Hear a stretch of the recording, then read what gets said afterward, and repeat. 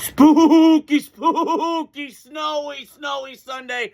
How we doing, everybody? We're back. Sammy the Man McIntyre with Moving the Chains podcast. We are rocking. We are rolling. We had championship games. A couple of them yesterday I want to hit on. And oh, the weather outside is frightful, but it sure is sure delightful.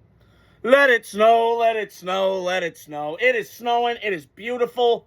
Driving, we'll hit miss.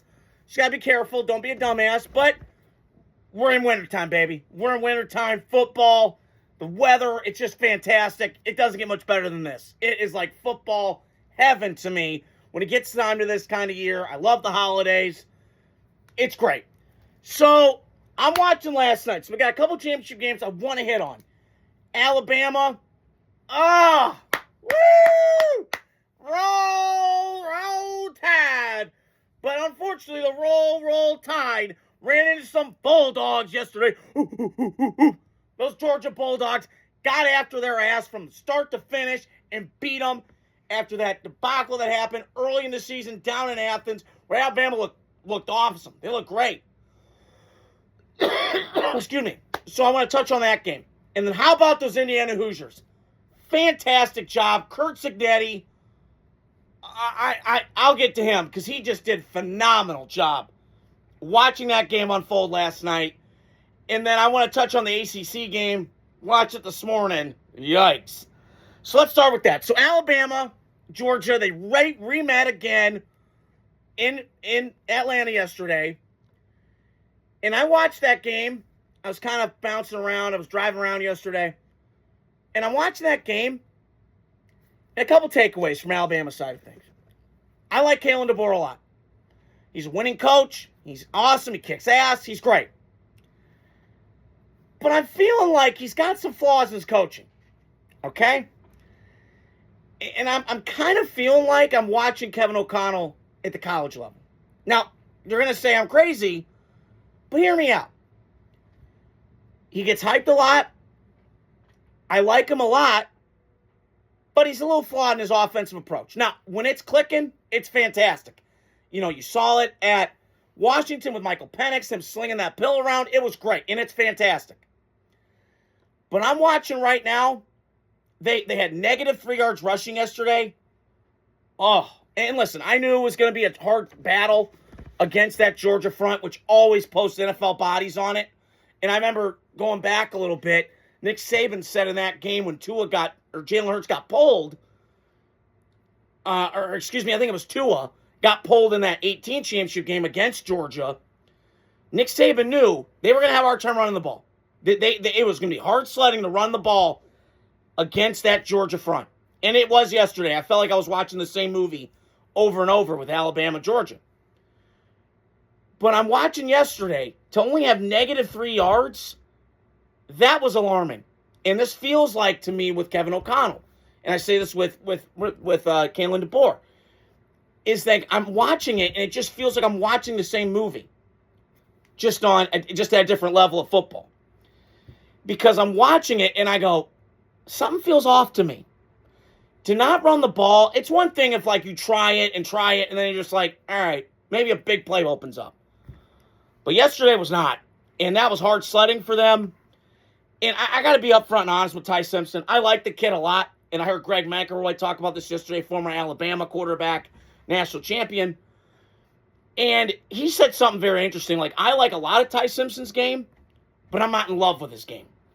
And yesterday, I was talking to my dad about this before I hopped on here and driving around this morning. He missed some balls yesterday that made my jaw go, whoa, what was that? That was awful. And yesterday, that was a lot of what I was thinking. And he is not ready to come out. This quarterback class is weak. I thought it was great beginning of the season. It's not right now. The only guy I'm sniffing is Mendoza. That's it. And I have some reservations about Mendoza. Like, not to say like he can't be a great player, but I'm kind of I don't know. And I'll get to IU in a second, but I'm watching Alabama yesterday. He didn't get helped out a lot. Receivers were kind of hit and miss. I love Bernard. They did some creativity with Ryan Grubb, and this is what I like about Alabama. But I got to be honest, Ryan Williams, every time I watch him, he just disappears for me. I'm not the biggest Ryan Williams guy. And it's not, some of you think that it's because of the nails and all that. I could care less about that. If you're winning and you're kicking ass, fine. But you're becoming a distraction now to me. You're bringing the teddy bear to the game, gay, and then you're painting your nails on top of that. Come on, dude. Like, I'm all for being free and all that. When it comes to football, I need guys that are like war daddies. Like, I go to war with. And this guy, to me, just kind of feels overrated to me. Not saying he's a bum, not saying he's a bad player, but the hype machine is better than the production. It's not meeting up. So you become more of a problem than you are whatever. So, and he dropped a couple balls yesterday that they're right in the hands. He's got like 8 drops this year. Yikes. For a guy that started out gangbusters last year, including the game winner, coincidentally, against Georgia in Tuscaloosa, not good. And Ty Simpson, to me, he felt like, I was thinking about this yesterday. Excuse me, I got a cough all of a sudden. He feels to me like a version of Mac Jones, but a little more mobile.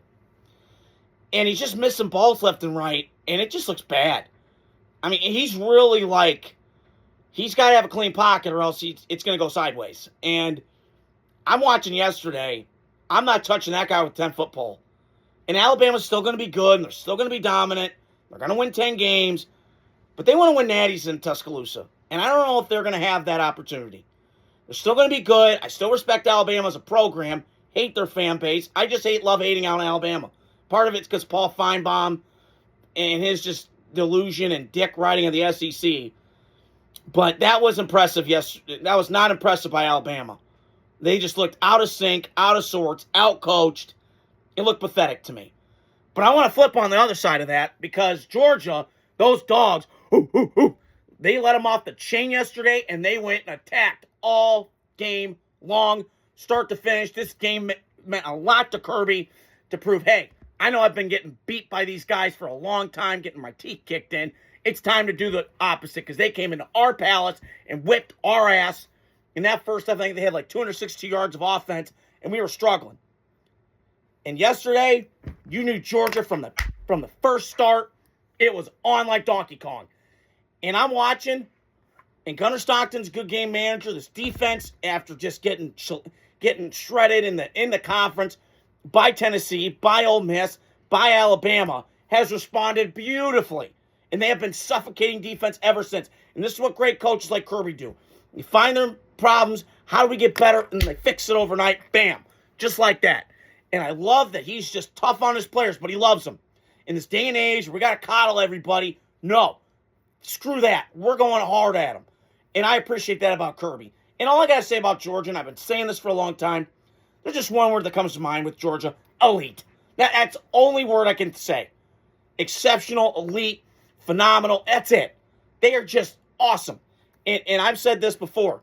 That is like a top, I would say, 1 or 2 job in college football to me. The resources, the money, they put all this time in. They got a great fan base, and it's rabid, and it's just, they care. And that's the SEC's motto. I can have issues with it all day. I got issues with the ACC too, with the scheduling, but I'll get to that in a second.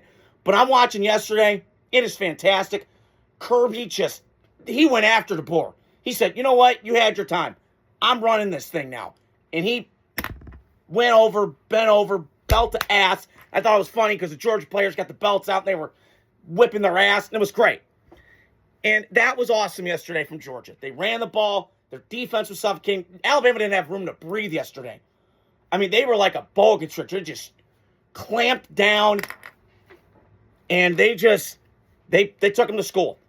And it was just fun to watch yesterday. And Alabama, Georgia, they're hard to beat, man. When they got Kirby, and as long as they got Kirby Smart and that staff, Mike Bobo, and they've changed the offensive line around a lot. That impressed me yesterday. They're changing this offensive line around, and I'm like looking up like, whoa, they are dominant. They're kicking ass. They look awesome. And way to go for Georgia. They got their monkey off the back. They beat Alabama. Now we'll see where they are in the playoff. Do they get the bye? Do they not? All going to be seen by Tuesday. So great job by Alabama, and just an absolute thumping in the hands of the Crimson Tide. So this is the second college game I got to talk about. The Indiana Hoosiers, my mom's alma mater, R.I.P. Mama Mac. That was the most shocking game of the weekend. I went into that game, I thought from the jump, when I heard boom by POD playing, I'm like, this is going to be on. This gets me fired up. I got chills right now going about it. Because I wanted to go on that field last night in Indy. Remarkable. The pageantry of the Big Ten and everything about it, it's just fantastic. And I want to start with Ohio State. That was ugly last night. They missed guys. I mean, 4 trips in the red zone. They got a touchdown. They got a field goal. Missed field goal. Turnover on downs. They were terrible on third down, 4 of 11. Give that credit to Indiana's defense, which I'll touch on. But last night, it just felt off. And we got to be fair here. I like Julian Sayin a lot. But, dude, I was talking to my buddy Al at the gym about this. When I'm seeing these college quarterbacks complete 80% of the passes, come on, man. Like, I can't. This is not a shot at Ohio State quarterbacks. There's a reason why none of them have panned out. Because they're comfortable in college. Right? They have everything fucking easy for them. And I've heard scouts talk about this. I like the guys like the Josh Allens, the Patrick Mahomes, and the Brock Purdy's. They had to carry people. They had to carry their teams. Drake May, for instance. And it's not a shot, like at these guys coming from these programs, but it impresses me more when you've had to overcome stuff and adversity and stuff not going your way. And I'm watching Julian Sayin, and last night, they met their equal, and the other team kicked their ass. They did, from the jump. And I thought Ohio State early. I'm like, damn, okay. Yeah, let's rock and roll. All right, yeah. It was getting ugly. And I'm like, they scored. Damn it. And then it was like a snowball. And Indiana's defense gave them a lot of credit. 5 sacks. They got that pick on that, whatever. Julian Sayin thought it was a half read, and the safety misread it, read his eyes the whole way. They limited about 58 rushing yards. Ohio State was out of sorts last night. Now, this isn't going to define them, but it is going to kind of go, shit, like, I don't know what you do in the playoff.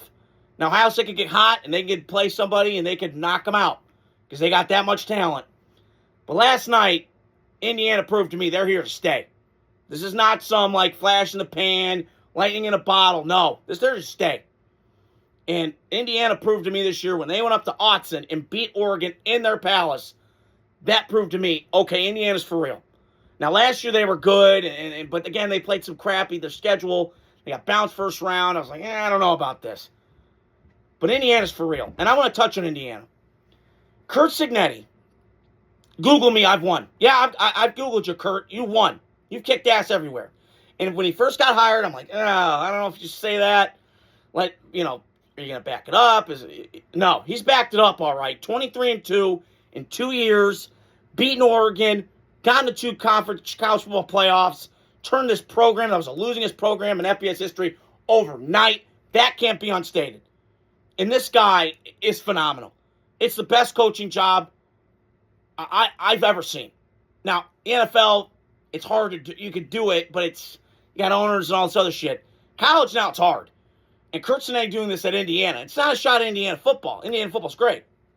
And I live in the state, but you're competing with the Georgias, the Floridas, the Bamas. It's hard.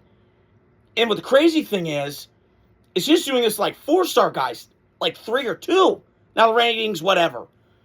But I got to tell you, I'm impressed with Indiana. Fernando Mendoza is one tough son of a bitch, man. I thought after he got knocked out, I went, oh, shit, Ohio State's going to win this by 40. I had that feeling, and then he got up, and his brother came in the game for a series and kind of take a breather after getting knocked out. He came back stronger than ever, and that impressed me the most last night. And way to go for Indiana. They just looked like a dominant, and I mean dominant football team from start to finish. They came in more ready to prepare. Ohio State probably took them lightly, and this game ain't mean much. No, it meant a lot to Indiana. And Indiana's here to stay. Now, they're going to have it harder because they got to play Ohio State next year and those kind of games. But I'm telling you, I'm buying stock in Indiana because Kurt Cignetti, I never thought in a million years they'd be this good. And they are dominant. Now, what do you replace a quarterback? Who knows next year? But in this moment right now, Indiana, if they play like that, they can knock somebody's lights out because they are that dominant. They're well coached, physical, tough. They were already good on line of scrimmage last year. Both lines, offensive and defensive line. They got even tougher this year. Watch out. They're here to stay. This is not some flash in the pan 2-year window. No. Fuck that. They are dominating. They're kicking ass and taking names. Way to go for Indiana. Awesome for the Big Ten.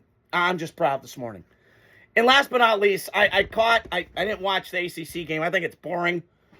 I didn't even feel like watching the highlights this morning, but I had to get on here and talk about it. I'm disappointed in the ACC. This year's, they're a bad conference. Like, I can't take them seriously. I really can't. They're putting California in it. They're putting, like, Stanford in it. It doesn't make sense to me, but money talks, shit walks. I get it. But last night, to me, I'm disappointed they didn't put Miami in. That should have been the matchup. Miami, Virginia, two of the best teams, 10-2, 10-2, mano-y-mano. It's on like Donkey Kong. That should have been the matchup. I don't understand why you put Duke in there. It's not a shot at Duke football. Manny Diaz has done a respectable job. I was thinking about this today. But to not put Miami in, that's a crime. Like, come on. Let's put North Carolina in. That's 4-7. Yeah, that's a great idea, dude. Come on. And now Duke won last night, and credit to them. But that's embarrassing for the sport. Are you kidding me? We're not going to put a 10-2 team against a 10-2 team? I mean, the ACC, SEC does it. Bama, Georgia, two top 10 teams. I'm watching Indiana, Ohio State, 1-2 going at it. But the audacity that the ACC has, like, they can't do that. It's embarrassing.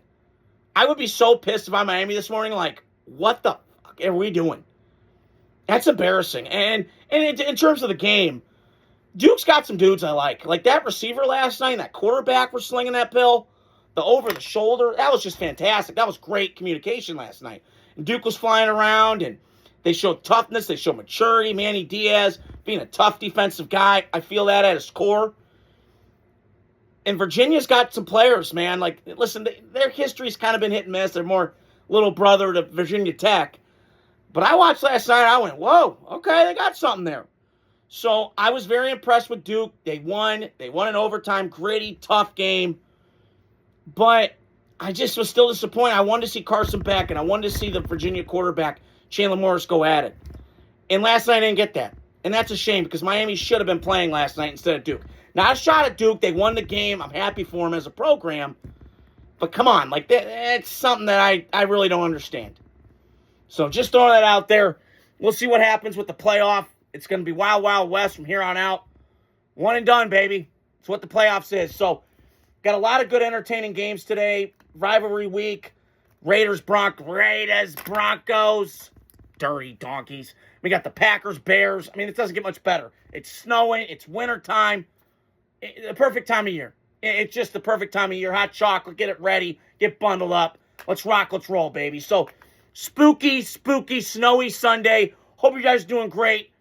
Stay tuned throughout the week. It's getting football weather time, baby. Christmas is just around the corner. It's this guy ready to go. So hope you guys are doing well. Adios. Godspeed.